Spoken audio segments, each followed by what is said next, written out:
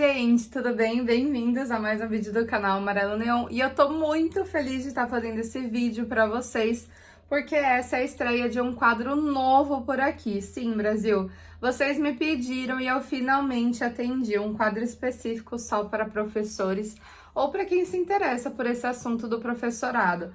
Desde quando eu montei meu canal, uma parcela do meu público se tornou os professores. E essa parcela, felizmente, aliás, muito obrigada por isso, vem crescendo bastante por aqui.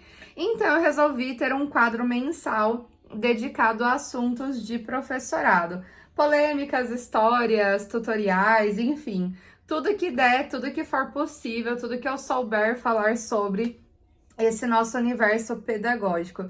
Então, hoje, para a inauguração do quadro, eu trouxe aqui um tema muito polêmico que tem sido falado e muito, não só dentro da rede pública, mas no geral, que é o apagão dos professores. Você sabe o que é isso? Hoje eu vou te explicar não só o que é, mas o porquê que isso está acontecendo. E assim, arrisco dizer que esse vídeo é interessante, inclusive para você que tem uma escola, para você que vai montar uma, ou para você que tem professores no seu círculo de trabalho, porque realmente, assim, o negócio tá feio e a gente precisa falar sobre isso. Para essa inauguração do quadro, eu quero que depois vocês comentem, se puderem, se curtiram, o que precisa melhorar, o que tá faltando, ou qual assunto vocês gostariam de saber sobre o professorado. Eu vou amar responder cada um de vocês. Mas agora, bora, porque a professora aqui vai falar, Brasil!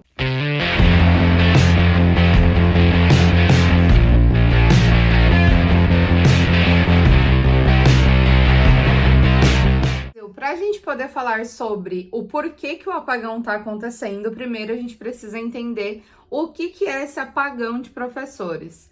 Bom, vamos lá então. O apagão de professores nada mais é do que a extinção da profissão do professor. Primeiro, eu não quero entrar muito na ideia de importância ou não de um professor, porque eu acho que isso é indiscutível, sabe? E eu não estou falando isso enquanto professor, eu estou falando isso enquanto ser humano, enquanto mãe, enquanto pessoa que teve pais que não se formaram. Acho que nas nossas vidas, tanto a pessoal quanto a profissional, a gente consegue compreender muito facilmente a importância de um professor nas nossas vidas. E eu não tô falando só do intelectual, mas do social e também do incentivo e outras áreas que não vou entrar tão a fundo porque o foco do vídeo não é esse. Mas voltando para a ideia de apagão. Bom, existe já pesquisas consolidadíssimas, e não só uma, de várias instituições poderosas, dizendo que é cada vez mais frequente a desistência do professor em sala de aula. Então, assim, a pessoa ela se forma para ser professor, isso quando ela chega no final, né, do curso, mas esse é um próximo passo para o nosso próximo assunto. E aí, quando ela entra em sala de aula, ela fica uns anos, e a média desses professores até a desistência é de, no máximo, 12 anos. Isso é muito grave, porque a carreira de um professor, ela dura em torno de 30 a 35 anos, se for considerar a nova aposentadoria. Mas aí, o que acontece, né? Esse apagão de professores, ele está acontecendo antes dessa aposentadoria, ele está acontecendo antes desse profissional se consolidar na carreira. Ele, logo assim que ele pega experiência, ele praticamente já desiste. Isso dura em torno de 12 a 15 anos. Isso quando ele não pisa na sala de aula pela primeira vez e nunca mais aparece. Só para vocês terem uma ideia, dá mais ou menos aí, ó, se a gente for pegar uma média, a cada 100 professores que pisam na sala de aula pela primeira vez, pelo menos 46 desistem de sala de aula. Pelo menos a sala de aula no ensino regular, que é o fundamental, o médio ou educação básica. Isso engloba muitos fatores. E aí os especialistas estão dizendo, olha, vai haver um apagão de professores. Daqui a um tempo a gente não vai ter mais essa profissão. Ninguém mais vai querer nem se formar para ser professor e nem ser professor. E isso acontece, gente, por tantos fatores, mas eu quero destacar 3 nesse vídeo que, na minha opinião, são os fundamentais para a gente debater. Vamos começar fugindo do óbvio, tá? Fugindo daquela ideia de que, tipo, é pela bagunça dos alunos, porque não é por isso. Eu sei que tem muita gente que fala assim, é porque os alunos são impossíveis, mas não tem nada a ver com os alunos, gente. E entendo que quando um professor surta em sala de aula, na maioria das vezes tem muito mais a ver com o sistema que ele impõe, na verdade, tantas coisas assim, ó, que faz você ficar tão quadradinho na sala de aula que quando acontece do seu aluno sair da rédea, o sistema mesmo te obriga a absorver aquilo dentro de todos os impactos. Então você absorve todo o impacto, o sistema nenhum e tudo passa assim lindamente. Então não, esse não é um problema, não é o único problema que faz o professor desistir. A gente tem aí 3 coisas que são bem importantes para a gente destacar. A primeira delas, que eu diria que é uma das mais fundamentais, que causam diretamente esse apagão de professores, é a desvalorização. Veja bem, nós estamos falando de um profissional que há mais de, sei lá, dá para pegar aí os 17 anos, não tem o piso salarial reajustado. E isso não é só para a categoria dos professores estaduais, professores da rede pública. Isso vale também para os professores da rede particular. Porque se a gente for pegar tudo que um professor tem que ter de formação, de informação, de atualização, de preparo para o mercado de trabalho, que é a sala de aula, e a gente comparar isso como, por exemplo, para um engenheiro, a gente vai perceber que o que o engenheiro ganha tendo ali um curso superior e 3 aninhos de experiência é muito, muito superior ao que um professor ganha no fim da carreira dele, mesmo que ele esteja numa escola particular. Existem raríssimas exceções onde a escola paga-se muito bem, mas também o que é exigido desse profissional é surreal. O cara sai de lá cheio de problema mental, psicológico, assim, literalmente acabado, querendo assim nunca mais ver sala de aula mesmo. Mas tem um segundo ponto que eu também quero destacar para vocês, que é a desvalorização não só financeira, mas a desvalorização enquanto ser humano, enquanto indivíduo, enquanto profissional. O professor, ele é visto sempre como aquele cara que tem 2 férias por ano, que é uma grande mentira, porque a gente leva tanto trabalho para casa que a gente acaba trabalhando muito mesmo nas férias. A gente escolhe as férias para fazer curso, porque senão você não está preparado para acompanhar a próxima turma do ano que vem. Os alunos, eles mudam muito. Se você não se atualiza, cara, você vai tomar um pau em sala de aula. Então, assim, não tem como o professor não se atualizar.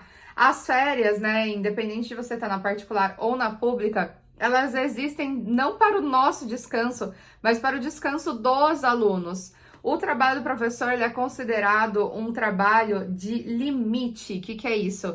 Ele é um trabalho que ele é considerado arriscado. Para vocês terem uma noção, a gente está na mesma faixa que médico e policial. Não por sermos servidores públicos, independente disso, mas por estarmos encarando a sala de aula. A sala de aula oferece muitos riscos e esses riscos, eles são ignorados pelas grandes instituições. Ele é ignorado pelo governo, é ignorado por quem monta o nosso salário, enfim, tudo isso acaba desvalorizando a gente enquanto ser humano também. Quer dizer, eu vou me arriscar um monte de coisa para não ter o devido valor financeiro e para ser ainda discriminado ou para ser ainda, sei lá, vai xingado socialmente falando, porque sempre que acontece alguma coisa, professor é vagabundo, professor não trabalha, professor não faz nada, professor isso, professor aquilo, mas ninguém para pensar no contexto que o professor vive.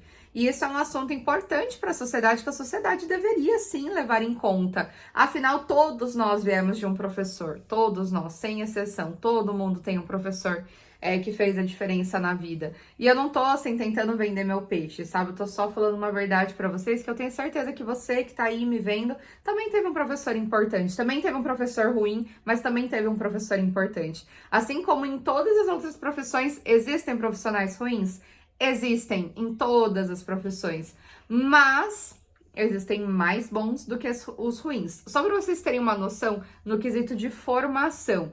Na escola onde eu trabalho, por exemplo, a gente não tem praticamente nenhum professor que não tenha um segundo curso após o superior. Então, a maioria dos professores com quem eu trabalho, e olha que é de escola pública, hein? Eu falo de escola pública porque, assim, normalmente relaciona-se a ideia de ser público com algo ruim, e não é verdade. Mas vamos lá, vamos deixar isso para outra pauta.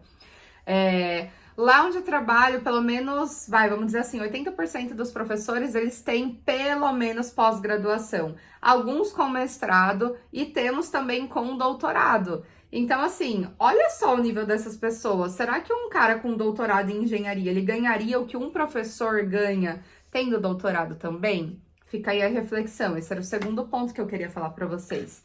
Mas tem um terceiro ponto também muito importante. Situações de sala de aula. Como estão as salas de aula do Brasil? Vamos começar pela escola, então? Primeiro, a maioria das escolas públicas e particulares agregaram a si via lei, porque, né, o governo também tá perdendo um pouco a noção do para que serve uma escola. E assim, tem muita coisa surgindo que abrange a escola, mas que não deveria. Exemplo, aí agora eu tô falando especificamente da escola pública. A escola pública, ela fornece material para o aluno. Será que o material realmente ele é de responsabilidade da escola? Não, ele seria ou dos responsáveis desse aluno ou do governo. Mas aí o governo atrasa e aí quem é cobrado? A escola. Então é muito bizarra essa linha de pensamento. O pai coloca o filho dele na escola pública, aí ele tá esperando o material. Ao invés de ele cobrar a instituição que dá o material, que seria no caso o governo estadual, ele vai e cobra a escola, como se a escola fosse ruim. A escola não tem poder nenhum sobre isso. A gente recebe o material, assim que o material chega, a gente entrega para as crianças. Nem professor pode pegar esse material, e com razão, porque não é pra gente mesmo, é para os alunos. Mas olha só como as coisas, elas meio que assim, né, elas extrapolam a linha do bom senso. Outra coisa, escolas de tempo integral. Poxa, eu entendo que tem muita gente que precisa trabalhar e tal, mas será que o seu filho ficar das 7 horas da manhã até 4 horas da tarde vai ser bom para o psíquico dele, para a vida pessoal, emocional e eu diria até para a vida profissional? Porque será que essa criança não vai sair prejudicada de alguma maneira? Porque veja bem, gente, a escola ela não é capaz de educar crianças, ela não é capaz de atuar enquanto família. Ela é uma instituição que atende muita gente. Então, para pensar. Se a gente com 1 ou 2 ou quantos filhos a gente já perde a rédea da situação, imagina uma escola que tem seus 1.000 alunos. Então, assim, falta também um pouco de senso para não responsabilizar a escola em coisas que ela não deveria ser responsável. Alimentação, saúde, segurança eram coisas que antigamente eram da família. Agora a escola tem participação em tudo isso. E eu acho super incorreto, porque acaba que recai sobre o professor, recai sobre a gestão da escola e a gente não tem nem poder nem estrutura para lidar com tudo isso. Então esse é um fator bem importante para a gente pensar também.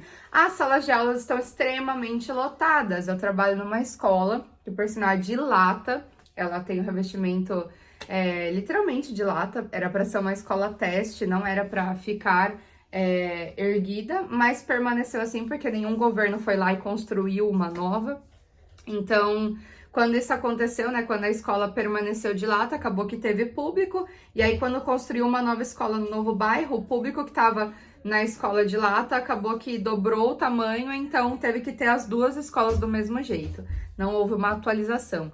Mas enfim, a escola que eu trabalho, ela é uma escola, né, que assim, felizmente sou muito feliz lá, porque acho que de todas que eu trabalhei, ainda é uma das melhores, em que a gente tem, assim, um super apoio.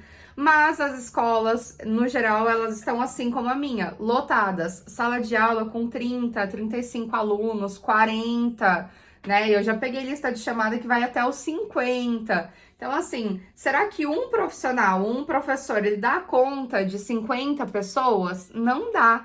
E dentro dessas pessoas ainda tem a galera que é da educação especial. Então, assim, tem os alunos que precisam de uma atenção mais específica, tem os alunos com dificuldade, e sem contar que são 50 cabeças ali dentro. São 50 pessoas que pensam completamente diferente. Eu costumo dizer que o professor, ele é o cara que tá vendendo carne para vegetariano. Por que eu falo isso? O aluno, ele não quer o conhecimento, salvo raras exceções.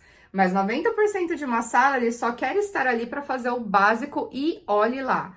Então, é muito difícil você ensinar um aluno. Ah, mas você tem que fazer aula diferenciada, você tem que fazer isso, tem que fazer aquilo. A gente faz, a gente trabalha com tecnologia, a gente trabalha fora da sala, A gente praticamente, eu diria que às vezes a gente se veste de palhaço e mesmo assim não vai causar o interesse. Por que não vai causar o interesse? Porque parte desse interesse tem que ser gerado pela família, tem que ser cobrado pela estrutura familiar do cara. Só que se o meu governo está responsabilizando a escola por toda essa cobrança que deveria ser familiar, vai faltar. Vai ficar faltando, entende? Então, esse é um outro ponto, assim, que eu acho super importante pra gente debater. A gente não tem estrutura física para ter todos os alunos, para atender a todos. A educação é para todos, mas ela acaba sendo para todos no sentido quantitativo, porque no qualitativo perde-se muito com a quantidade. Imagina aí que você vai fazer um bolo na sua casa. Se você vai fazer um bolo para você comer em casa com, sei lá, vai com a sua família aí de 4 pessoas, você tem um cuidado para esse bolo. Esse bolo, ele vai ficar menor, então ele vai ser mais fácil para decorar, ele vai ser mais fácil para assar, ele vai gerar menos gasto. Agora, se você tem que fazer um bolo para 50 pessoas, tudo complica. Então, imagina que nós, professores, estamos servindo o bolo para 50 pessoas. Só que dentro de um forninho que não caberia um bolo nem para 4. Essa acho que é a melhor analogia que eu posso fazer para vocês entenderem a situação. Mas é isso, Brasil. Eu espero que esse papo tenha valido para vocês também. Foi muito bom conversar sobre isso. Se você é professor, se inscreve. Se você curtiu, comenta aqui, me fala, me conta um pouco. Às vezes o que eu tô vivendo é super diferente do que vocês estão vivendo, mas não sei. E vamos torcer para que essa ideia do apagão de professores seja só uma teoria que não vá acontecer, não vá chegar na prática. Porque imagina só uma sociedade como a nossa chegando a um ponto onde não há professores. E a gente já está nesse ponto, Brasil. A gente já está num momento em que as faculdades estão fechando os cursos de licenciatura por não haver procura. Os poucos cursos que ainda existem, quando chegam na hora de estagiar, que é a hora que o profissional ele vai entrar em sala de aula, quase que 90% desistem. Só para vocês terem uma última ideia, eu já estava me despedindo e já voltei para o assunto. Aonde eu me formei, eram 60 alunos no início do curso, se formaram apenas 17. Desses 17, somente 7, incluindo a mim, ainda estão em sala de aula. Todos os outros foram para outras áreas. Então, é triste, pessoal. É uma coisa para a gente pensar enquanto ser humano, enquanto cidadão, enquanto pai, enquanto filho, enquanto mãe, né? Porque a educação, ela não só forma uma sociedade, como principalmente deve transformar uma sociedade também. Então é isso. Um beijo para vocês. Força, professores, tamo junto e é isso.